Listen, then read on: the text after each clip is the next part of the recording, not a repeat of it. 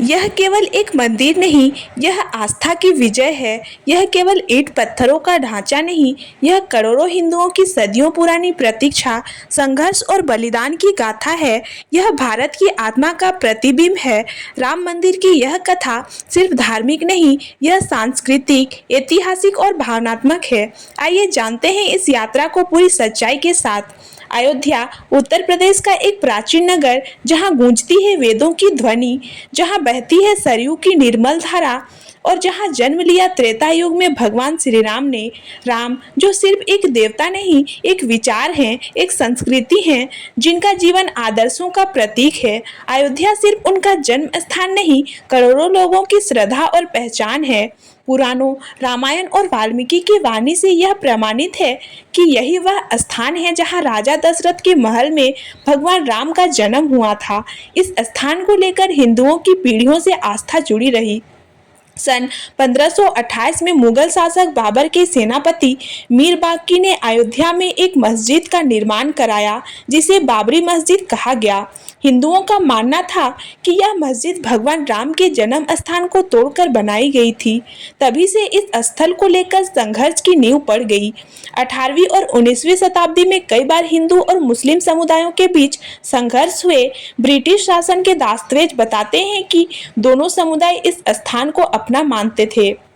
1949 में एक ऐतिहासिक मोड़ आया। 22 दिसंबर की रात मस्जिद के गर्भगृह में रामलला की मूर्तियां प्रकट हुई। हिंदू पक्ष ने इसे चमत्कार बताया, जबकि मुस्लिम पक्ष ने इसे साजिश कहा। सरकार ने स्थल को विवादित घोषित कर दिया और ताले लगा दिए गए। 1950 में पहली याचिका दाखिल हुई कि रामलला की पूजा करने की अनुमति दी जाए। वर्षों तक कानूनी लड़ाई चलती रही, लेकिन विवाद थमा नहीं। 1984 में विश्व हिंदू परिषद ने राम जन्मभूमि आंदोलन की शुरुआत की। 1989 में पहली बार श्री राम जन्मभूमि न्यास ने मंदिर निर्माण के लिए शिलान्यास किया। 1990 में भाजपा नेता लाल कृष्ण आडवाणी ने राम रथ यात्रा निकाली। समर्थन जबरदस्त था, लेकिन आंदोलन उग्र होने लगा। कई राज्यों में हिंसा भड़की। 6 दिसंबर 1992 को लाखों कार सेवकों ने अयोध्या में एकत्र होकर बाबरी ढांचे को गिरा दिया। भारत की राजनीति में भूचाल आ गया। इसके बाद देश भर में सांप्रदायिक तनाव फैल गया। केंद्र सरकार ने तत्कालीन उत्तर प्रदेश की भाजपा सरकार को बर्खास्त कर दिया। विवाद और गहराया। 2002 में इलाहाबाद हाई कोर्ट ने एएसआई को खुदाई का आदेश दिया। एएसआई की रिपोर्ट में स्पष्ट रूप से बताया गया कि मस्जिद के नीचे एक मंदिरनुमा ढांचे के अवशेष मौजूद हैं। यह रिपोर्ट विवाद में निर्णायक मोड़ बनी। 2010 में इलाहाबाद हाई कोर्ट ने जमीन को 3 हिस्सों में बांटने का आदेश दिया। रामलला, निर्मोही अखड़ा और सुन्नी वक्फ बोर्ड के बीच, लेकिन सभी पक्षों ने सुप्रीम कोर्ट को रुख किया। 9 नवंबर 2019 भारत के इतिहास का स्वर्णिम दिन। सुप्रीम कोर्ट ने एक मत से रामलला को मालिकाना हक देते हुए राम मंदिर निर्माण का मार्ग प्रशस्त किया।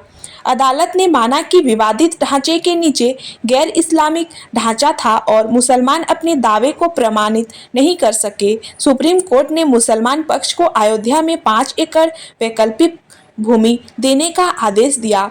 5 अगस्त 2020 को प्रधानमंत्री नरेंद्र मोदी ने अयोध्या पहुंचकर राम मंदिर का भूमि पूजन किया। यह क्षण करोड़ों हिंदुओं की भावनाओं की चरम अभिव्यक्ति था। श्री राम जन्मभूमि तीर्थ क्षेत्र ट्रस्ट का गठन हुआ और पूरे देश में मंदिर निर्माण हेतु निधि संग्रहण अभियान चला। यह अभियान इतना व्यापक था कि गांव-गांव, घर-घर से लोग चंदा देने आए। कोई किसान, कोई मजदूर, कोई छात्र। यह आंदोलन जन-जन का आंदोलन बन गया। राम मंदिर का निर्माण पारंपरिक नागर शैली में किया जा रहा है। 22 जनवरी 2024 को रामलला की प्राण प्रतिष्ठा संपन्न हुई।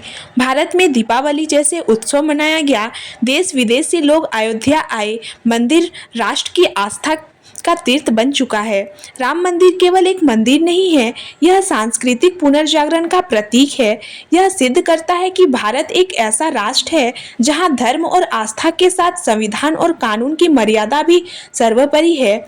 यह संघर्ष हमें सिखाता है धैर्य, सत्य और विश्वास की शक्ति को। यह मंदिर भारत की आत्मा का पुनर्निर्माण है। श्री राम केवल इतिहास नहीं, वह भारत की चेतना है। राम मंदिर केवल ईंट पत्थरों नहीं, वह हमारी आत्मा का मंदिर है। और यह मंदिर इस बात का प्रमाण है कि चाहे कितनी भी बाधाएं आए, अंततः सत्य की भी विजय होती है। अगर आपको वीडियो पसंद आई हो तो वीडियो को लाइक, शेयर और हमारे चैनल को सब्सक्राइब करना ना भूलें।